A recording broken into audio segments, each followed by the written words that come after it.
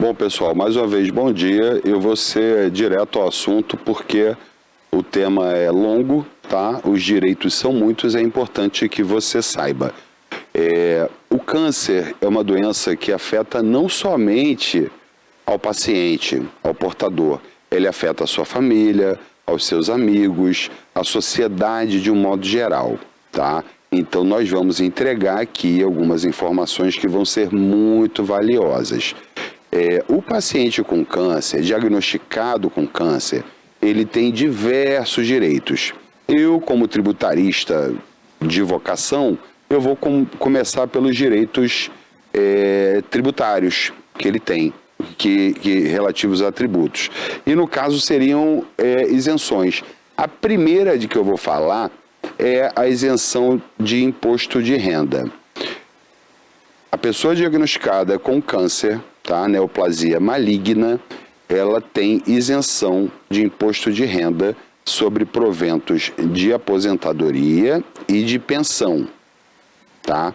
Isso pode ser feito, requerido de forma administrativa, existe todo um procedimento e muitas vezes é importante que você contrate um profissional que faça esse procedimento de forma adequada para que você tenha sucesso nesse requerimento, para que ele seja deferido e deferido o mais rápido possível.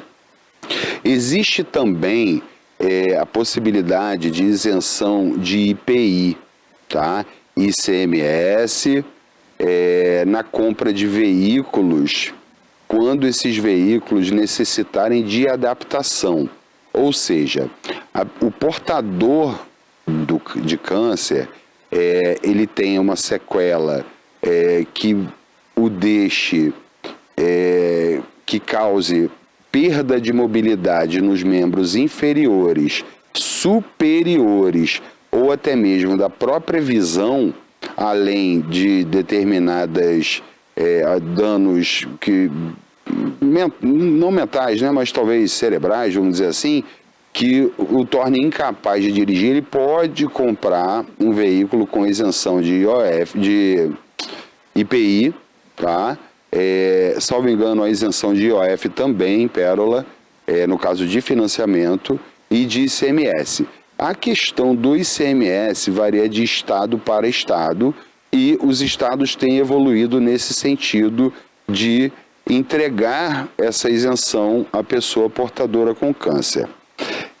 A pessoa com câncer, e isso foi através de uma conquista muito grande e uma inovação da Lei 13.896 de 2019, uma lei relativamente nova, que é a Lei dos 30 dias, ela é conhecida como a Lei dos 30 dias, tá? O que é essa Lei dos 30 dias?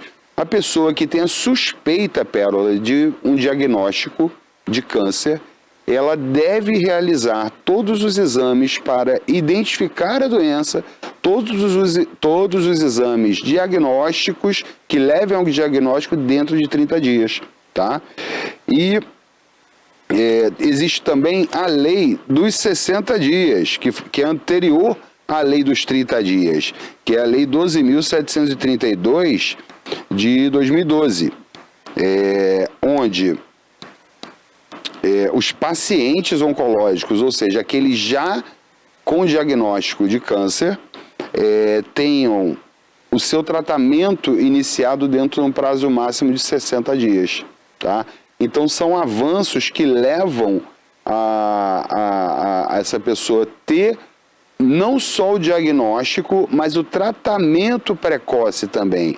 E a gente sabe que o tempo para diagnóstico e para o tratamento são elementos fundamentais para a cura, para o tratamento, para que aquela pessoa tenha uma qualidade de vida mais digna, melhor e mais plena, né? É uma doença terrível, em alguns casos ela é extremamente ruim e tem sido feito um esforço enorme por parte do governo. Infelizmente as coisas ainda não são do jeito que nós precisamos, do jeito que nós queremos, do jeito que a sociedade e o paciente precisa, mas avanços foram feitos. Existe também a obrigatoriedade daquelas pessoas que têm plano de saúde de terem os seus tratamentos custeados pela operadora do plano de saúde. Seja lá o tratamento que for, seja em casa, seja no hospital, seja medicamento de alto custo, seja lá o que for. É um direito que muitas vezes os planos negam e a pessoa, o paciente, precisa recorrer ao judiciário. Os casos. Mas às vezes o plano de saúde não cobrem, né? Aí na hora do contrato, a pessoa não era portadora de câncer. Certo. Então o câncer veio depois. E aí, como é que fica? A gente está falando de uma doença que não é pré-existente. Não é pré-existente, exatamente. Toné, nesses casos, o que deve prevalecer é o que vale mais? A livre iniciativa, né, da empresa, né, ou a dignidade da pessoa humana, no caso a vida e a saúde daquele paciente. Então a lei ela não é lida nem aplicada de uma forma fria. Existe o que nós chamamos de direito, uma técnica de sopesação de valores, onde os princípios, né? O princípio da livre iniciativa, o princípio da propriedade, o princípio do patrimônio da empresa, né? Da operadora de plano de saúde, deve prevalecer em relação ao princípio da dignidade da pessoa humana e o direito à vida e à vida digna daquela pessoa. O judiciário entende que não. Quando comparados esses dois direitos, o princípio da dignidade da pessoa humana, que é um princípio assim, que compreende diversas fórmulas, ele é um princípio que é um fim em si mesmo para que a pessoa seja plena, realizada, e isso passa pela saúde também, tá? É certamente o que nessa balança o direito à saúde pesa mais. E o judiciário entende também nesse sentido. E para a empresa, entendeu, Abraham? Não é mais nenhuma relação, é relação cliente. Sim, a relação cliente. Relação cliente. Eles querem lucrar, é diferente. Sim. Então, se tá doente, a doença, como você disse, não é pré-existente, apareceu depois. Então, a operadora tem a obrigação de custear, de cobrir algum tratamento? Então, a doença não é pré-existente, ela apareceu depois, ela tem obrigatoriedade sim. É? Sim. O contrato pode até dizer que não, mas a gente muitas vezes consegue no judiciário uma resposta positiva para isso. O que aquela pessoa precisa é do tratamento. Ela precisa do tratamento. E é o papel dos operadores do direito, e aí a gente inclui o judiciário, entregar aquele tratamento àquela pessoa. O que não exclui também o dever do Estado em entregar o tratamento àquela pessoa. Porque aí não exclui. A empresa pode dizer, não, a saúde pública também pode cuidar disso, pode ter o tratamento de radioterapia ou de quimioterapia, também já pode ser feito pelo SUS. Então... Pode, inclusive se o próprio SUS não dispuser imediatamente do tratamento, se ele for um pouco mais demorado, se o remédio for de alto custo, pode se ingressar na justiça também para conseguir, e o judiciário tem deferido esses pedidos. Porque esses medicamentos oncológicos são altíssimos, não são baratos. São. Eu tive um caso específico que eu vou comentar aqui. Um cliente meu, um amigo meu, ele teve um tipo de câncer e o tratamento dele consistia em ele tomar uma injeção semanal. Eu não sei se era quimioterapia, não sei qual dava exatamente o nome, mas ele tinha que tomar uma injeção semanal de determinado medicamento. E cada ampolinha daquela custava R$70 mil.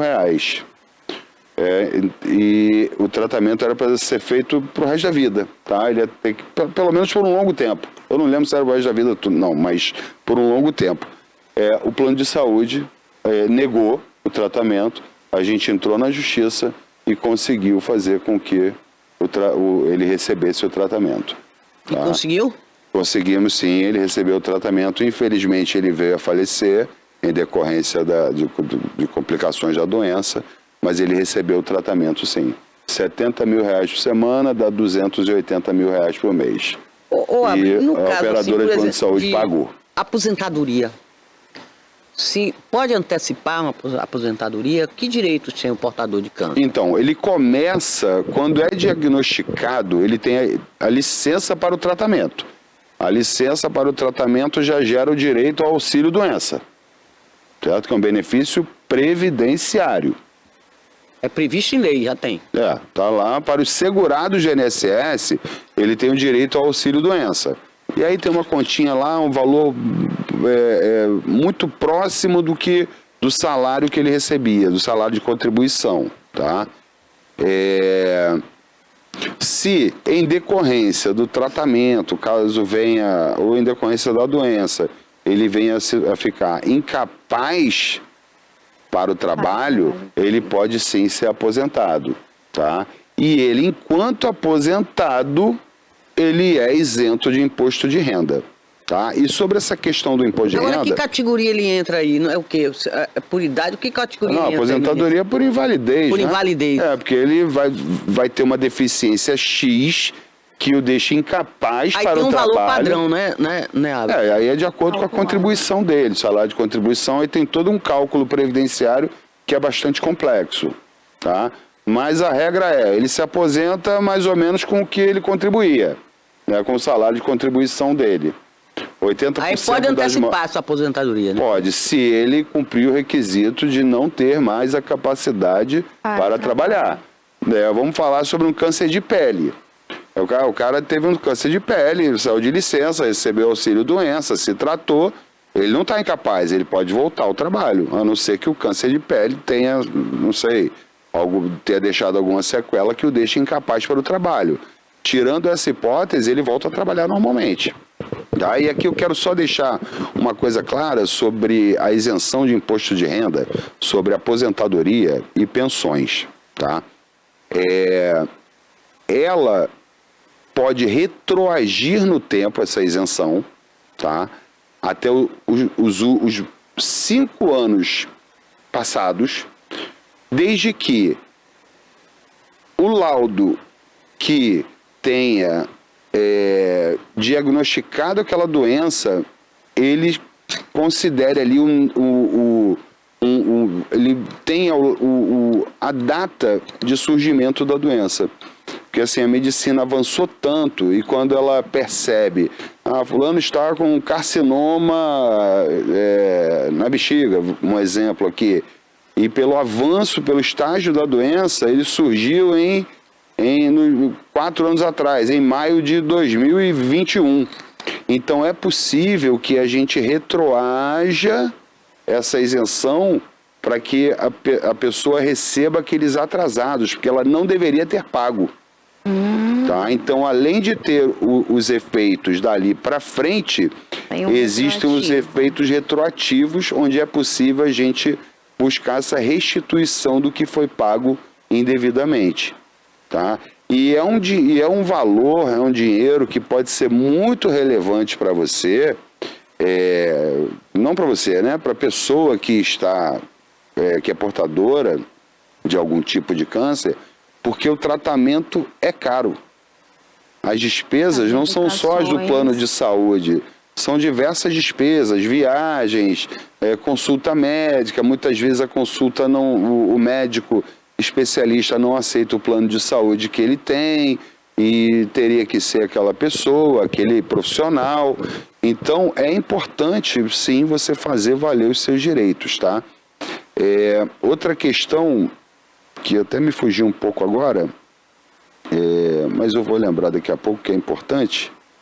Você me fazer uma pergunta, depois eu lembro do que eu ia falar. Isso, o que eu tinha começado a falar seria em relação a esses medicamentos com os valores altíssimos. O paciente que já está ali em tratamento oncológico precisa ter uma quimioterapia ou precisa passar por alguma cirurgia, certo, e ele não tem como, ou o plano de saúde nega, e ele precisa vir para o SUS. Como é que ele consegue ali, Abraham, em um tempo hábil, entrar com um processo judiciário, alguma coisa que seja relevante para ele iniciar esse tratamento? Desculpa, ainda tem outro aspecto. Às vezes tem medicamentos que só se acham no exterior.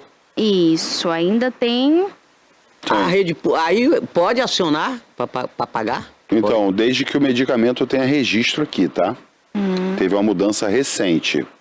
Existem alguns juízes que ampliam um pouco mais isso, mas isso foi restringido. O medicamento tem que ter pelo menos registro aqui na Anvisa. Ele pode ser, o medicamento pode ser estrangeiro, fabricado no exterior, produzido por uma empresa farmacêutica estrangeira, mas ele tem que ter registro aqui. Isso para quê? Por que disso? É uma decisão que na época foi teve muita controvérsia, mas é o seguinte: se a Anvisa, que é o órgão responsável para trazer a segurança aos medicamentos, se ela não chancela e o Estado mandou aquele medicamento, seria uma irresponsabilidade do Estado entregar um medicamento que o próprio órgão que fiscaliza e diz, olha, é seguro para você esse tratamento, fornecer esse medicamento. E muitas vezes são medicamentos experimentais, a gente não sabe se aquele paciente que recebeu esse medicamento importado está, na verdade, ele sendo utilizado como cobaia, né? Então, existe um regramento hoje, apesar de parecer ruim, eu entendo que é positivo, tá? Isso visa trazer segurança ao paciente. Agora, respondendo a sua pergunta, o plano de saúde negou, a pessoa tem plano de saúde, tá? O plano de saúde negou. Justiça. Entra lá, com um pedido lá, num processinho, chama o seu advogado, defensoria pública, seja lá o que for, com um pedido liminar. No pedido liminar, o juiz aprecia a plausibilidade do direito, ou seja, olha, um direito que a pessoa aqui realmente tem, tá? E ele verifica também o risco da demora. Se eu for dar o que ele está me pedindo somente na sentença, após todo o desenrolar do processo, vai levar 1 ano, 2 anos. Então, o juiz, entendendo que estão presentes esses 2 elementos, ele pode liminarmente deferir o pedido para que o medicamento seja entregue imediatamente, para que o tratamento seja prestado imediatamente, porque quem tem essa doença, não só essa, outras também, tem pressa, né? Quanto antes descobre... A doença não pode esperar, né? Quanto antes descobre, antes trata, antes resolve. Alguns casos não tem solução, mas alguns têm. E por que não a gente priorizar esses casos? O direito à vida está acima disso tudo, né? E graças a Deus nós temos um judiciário que acompanha esse mesmo pensamento. Olha, agora para os casos, então, ali, Abrão, por exemplo, de um exame que a pessoa passa bastante tempo, até mesmo a consulta pelo SUS, e esse paciente em tratamento oncológico ali, ele está nessa fila de espera há algum tempo. Existe, então, ainda assim, alguma medida que ele pode entrar também para ele conseguir ter esse tratamento o mais rápido possível, ou o exame, ou também receber uma consulta? Então, o SUS também tem recursos limitados, profissionais limitados, unidades hospitalares limitadas, centros cirúrgicos limitados, centros de terapia limitados. Então pode ser que em algum momento tenha criado um gargalo que que o SUS não consiga atender a tempo todas as pessoas, no tempo adequado. Mas o que a gente percebe, Pérola, é que o nosso sistema único de saúde é bastante falho, tá? Ele não consegue muitas vezes atender a tempo a quase todas as demandas e tem que se recorrer ao judiciário, né? Isso tem o lado bom, que é o lado de que a pessoa vai receber o tratamento na forma da lei e no prazo que a lei estabelece, mas também tem, Toné, um lado perverso, porque existem outras pessoas que também estão aguardando o mesmo tratamento, que não ingressaram na justiça e vão... E esses processos são demorados, não é, doutor? Então, mas isso tudo E se o pode paciente ser morrer antes, a família tem direito a alguma indenização, alguma coisa? Eu queria saber. Toné, assim, como é um dever do Estado, pode até ser uma indenização. Sim, veja bem, se o paciente morreu por falta desse medicamento, não chegou em tempo hábil, aí faleceu, a família pode pedir uma indenização, Então, pode pedir alguma coisa, pode processar? As pessoas podem pedir tudo, podem processar por quase qualquer coisa. Se o processo vai ter êxito ou não é outra história. Então a gente precisa entender o nexo de causalidade. A causa do falecimento, do óbito daquela pessoa. Foi a falta do medicamento. Foi a falta do medicamento ou foi a doença? Será que com o medicamento ele teria sobrevivido? Então são questões de alta indagação, né? Uma questão mais complexa do que isso que a gente está pensando. E aqui eu não estou vendo só o lado do paciente não, tá, pessoal? Eu estou te mostrando aqui a realidade como ela é. Né? O que o judiciário vai analisar? Porque a família do paciente vai apresentar o ponto de vista dela. Ele morreu porque o tratamento não foi feito ao tempo que deveria. Pode ser que tenha sido isso, mas pode não ter sido isso também. Então, isso aí somente através de perícia, tá? Dentro do processo para determinar o que causou, e havendo esse nexo, é bem possível sim que o Estado seja... O Estado que eu digo aqui que a saúde é dever do Estado todo, município, Estado, Distrito Federal e União, tá? É possível sim que o Estado seja condenado a pagar eventual indenização. Aí vai demorar, né? Costuma demorar muito. Muito. Costuma demorar muito e esses valores, quando são recebidos, ficam para os... E depois que o paciente já morreu, aí é que o pessoal... Pois é, o bem mais precioso já se foi, que foi a pessoa. E aí... brigar com o Estado por causa de 20, 30 mil reais, que às vezes as indenizações são pequenas, não são grandes. Outra coisa, Abra, por exemplo, tem o tratamento radioterápico, depende do aparelho lá, né? Sim. Aí já é complicado. Aí quebra esse aparelho. De vez em quando tem um problema. Certo. O paciente tem direito também de acionar o Estado, porque é uma vez por semana, sei lá, quase 15 dias. Eu não sei como é essa metodologia, como é que funciona essa operação. Então eu tenho que fazer esse tratamento. Mas acontece que o aparelho está quebrado. E aí? Então, que direito nesses casos, o Estado deveria, por si próprio, contratar uma clínica, um hospital particular para oferecer esse tratamento. Só que ele não faz isso. Então, o que nós advogados fazemos? Entramos com processos para que, já que o Estado não tem aquele equipamento ou porque aquele equipamento está quebrado ou está indisponível, que ele pague o tratamento daquele paciente numa clínica particular. Isso também é possível, porque é um dever do Estado entregar a saúde ao cidadão. Segurado do INSS ou não, isso é um direito de todos e é um dever do Estado. Olha, eu tenho uma pergunta também, inclusive é relacionado a esses perfis em rede social ali que mostram e pedem essas vaquinhas, por exemplo, para custear ali um tratamento. Aconteceu agora de um rapaz ser preso, no iniciozinho ali do mês de março, ele foi preso devido a uma fraude envolvendo essas vaquinhas. Eu queria entender quanto tempo pega e qual seria o crime exato ali, porque ele pegava, vou contextualizar para você conseguir entender e quem está em casa também. Ele pegava as imagens de uma criança que estava em tratamento ali oncológico e ele fazia uma vaquinha virtual. Eu sei desse caso. Recebendo então ali as doações e ele foi apreendido em Morro de São Paulo. Ele estava por ali com diversos aparelhos fazendo o recebimento dos valores. E nesse caso, Abraham, o que acontece? O judiciário entende de que forma? Então, ele responde por um processo penal, tá? Eu entendo que é por fraude. Por fraude não, perdão. Por estelionato, tá? Que é obter vantagem ilícita mediante fraude. Acho que é exatamente isso que diz o artigo 171 do Código Penal. Só que a pena é leve, né?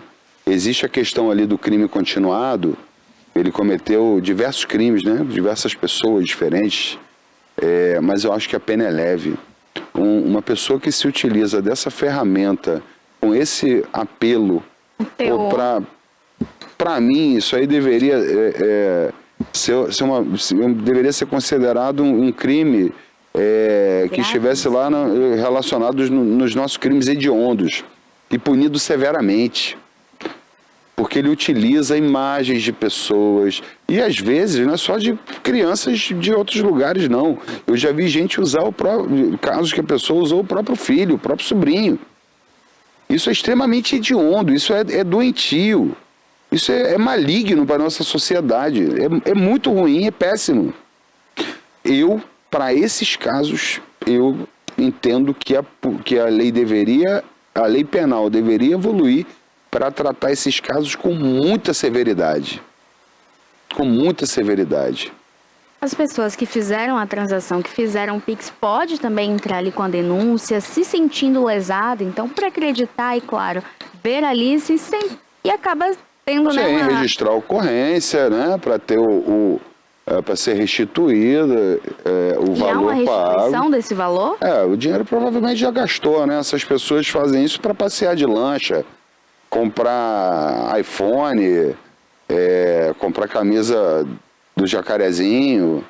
Então esse dinheiro provavelmente já foi gasto. Eles não pegam esse dinheiro e aplicam no fundo de investimento. Pegam esse dinheiro para esbanjar. Pelo menos foi isso que eu tenho visto. E para mim essa pessoa que faz isso merece condenação e menosprezo. Eu não vou falar de apedrejamento em praça pública, porque não existe isso no nosso Código Penal, né? Esse tipo de pena aqui no Brasil. Só no Irã. E alguns outros países também. Mas para mim, uma pessoa dessa merece total e absoluto desprezo. Se a gente tivesse, na época lá de Tiradentes, quando ele foi condenado, ele deveria sim ser condenado conforme o código da época, né? Condenado à morte e condenado à morte para sempre. Condenar à morte para sempre é você retirar da pessoa, de todos os assentos civis, os registros dela e da família. É como se ela não tivesse existido na história. Você já teve a curiosidade de ver a sentença condenatória de Tiradentes? Não. Vou trazer um dia aqui. Xavier. Eu vou trazer um dia aqui de curiosidade para mostrar. É impressionante como foi feita. Ele foi condenado à morte para sempre.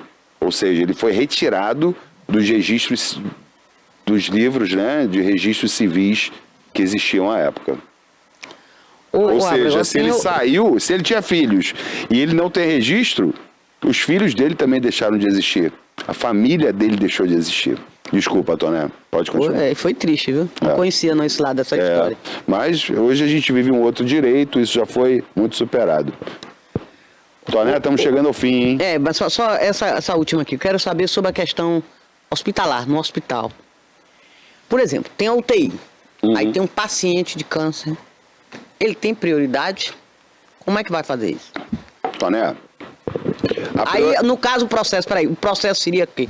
Contra o hospital, contra quem? Se não atendeu, a pessoa precisava de um UTI, era urgente, e não tem leito, não tem vaga, colocou outra pessoa no lugar, e aí? Isso é uma situação complexa, A decisão é o que? É do hospital?